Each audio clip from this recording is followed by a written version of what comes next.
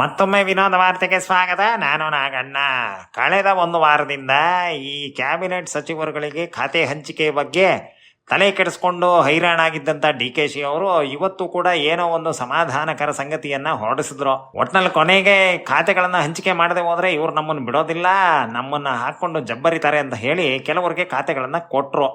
ಈ ಖಾತೆಗಳ ಲಿಸ್ಟನ್ನು ನೋಡಿದ್ರೆ ಕೆಲವು ಸಲ ಬಹಳ ಕಾಮಿಡಿ ಅನ್ಸುತ್ತೆ. ಈ ಕಾಮಿಡಿ ಅನ್ಸೋ ಕೆಲವು ಖಾತೆಗಳ ಬಗ್ಗೆ ಹೇಳ್ತಾ ಹೋಗ್ತೀನಿ ನೋಡಿ. ಈಗ ಇಲ್ಲಿ ರಿಜ್ವಾನ್ ಅರ್ಷದ್ಗೆ ಆಹಾರ ಮತ್ತು ನಾಗರಿಕ ಸರಬರಾಜು ಇಲಾಖೆ ಕೊಟ್ಟಿದ್ದಾರೆ. ಅಂದ್ರೆ ಆಹಾರ ಧಾನ್ಯಗಳು ಮತ್ತೆ ಅದನ್ನ ಜನರಿಗೆ ತಲುಪಿಸುವಂತಹ ಕಾರ್ಯ.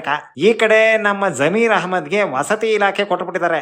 ಯಾಕೆ ಹೇಳ್ತಾ ಇದ್ದೀನಿ ಅಂತ ಅಂದ್ರೆ, ಈ ಕಡೆ ರಿಜ್ವಾನ್ ಅರ್ಷತ್ತು ಆಹಾರ ಮತ್ತು ನಾಗರಿಕ ಸರಬರಾಜನ್ನ ಮಾಡ್ತಿದ್ರೆ, ಆ ಕಡೆ ಜಮೀರ್ ಅಹಮದ್ ಮನೆ ಕಟ್ಸ್ಕೊಡ್ತಾರೆ. ಇದ್ರ ಅರ್ಥ ಏನು ಅಂತಂದ್ರೆ, ಒಬ್ರು ಆಹಾರ ಕೊಡ್ತಾರೆ, ಇನ್ನೊಬ್ರು ಮನೆ ಕಟ್ಸ್ಕೊಡ್ತಾರೆ.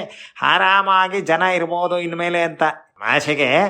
ಆದರೆ ಕಾಳಿದ ಕಿತ್ತು ಬೋಳಿಗೆ ಕೊಟ್ಟರು, ಬೋಳಿದ ಕಿತ್ತು ಕಾಳಿಗೆ ಕೊಟ್ಟರು ಅಂತ ಆ ಕಡೆಯಿಂದ ಈ ಕಡೆ, ಈ ಕಡೆಯಿಂದ ಆ ಕಡೆ ಬದಲಾವಣೆ ಮಾಡ್ತಾ ಇದ್ದಾರೆ. ವಿಧಾನಸೌಧದಲ್ಲಿ DKಶಿ ಅವರ ಆಪ್ತರೊಬ್ಬರನ್ನ ನಾವು ಸಂಪರ್ಕಿಸಿದಾಗ ಅವರನ್ನು ಕೇಳಿದೋ, ಅಲ್ಲ ಅವ್ರನ್ನ ಕಿತ್ತು ಇವ್ರಿಗೆ, ಇವ್ರದ್ದು ಅವ್ರಿಗೆ ಕೊಡ್ತಾ ಇದ್ದೀರಲ್ಲ, ಕಡೆಯಲ್ಲಿ ಏನು ಸಾಧಿಸೋಕೆ ಹೊರಟಿದ್ದೀರಾ ನೀವು ಅಂತ. ಅವರು ಅದಕ್ಕೆ ಎರಡೇ ಪದದಲ್ಲಿ ಉತ್ತರಿಸಿದ್ರು. ನೋಡಿ, ಜನಗಳನ್ನ ಕನ್ವಿನ್ಸ್ ಮಾಡೋದು ಕಲಿಬೇಕು. ಕನ್ವಿನ್ಸ್ ಮಾಡೋಕ್ಕಾಗಲಿಲ್ಲ ಅಂದರೆ ಕನ್ಫ್ಯೂಸ್ ಮಾಡೋದು ಕಲಿಬೇಕು. ಈಗ ಅರ್ಥ ಆಯ್ತಾ ನಾವು ಏನು ಮಾಡೋಕೆ ಹೊರಟಿದ್ದೀವಿ ಅಂತ? ಅಂದರೆ ರಾಜಕೀಯ ಪಗಡೆ ಆಟದಲ್ಲಿ ಇದು ಒಂದು ಪಟ್ಟು. ಖಾತೆಗಳನ್ನು ಆ ಕಡೆಯಿಂದ ಈ ಕಡೆ, ಈ ಕಡೆಯಿಂದ ಆ ಕಡೆ ಬದಲಾವಣೆ ಮಾಡ್ತಾ ಯಾರಿಗೆ ಯಾವ ಖಾತೆ ಸಿಕ್ತು, ಯಾರಿಗೆ ಯಾವ ಖಾತೆ ಸಿಗಲಿಲ್ಲ ಅನ್ನೋ ಕನ್ಫ್ಯೂಷನ್ನಲ್ಲಿ ಎಲ್ಲ ತಲೆ ಬಿಸಿ ಮಾಡ್ಕೊಂಡು ಮನೆಗೆ ಹೋಗ್ತಾರೆ ಅನ್ನೋ ಒಂದು ದೂರದೃಷ್ಟಿಯನ್ನು DK ಬಳಸ್ತಾ ಇದ್ದಾರೆ ಅನ್ನೋದು ಒಳಗಿನ ಸುದ್ದಿ. ಇಲ್ಲಿಗೆ ವಿನೋದ ವಾರ್ತೆ ಮುಗೀತು.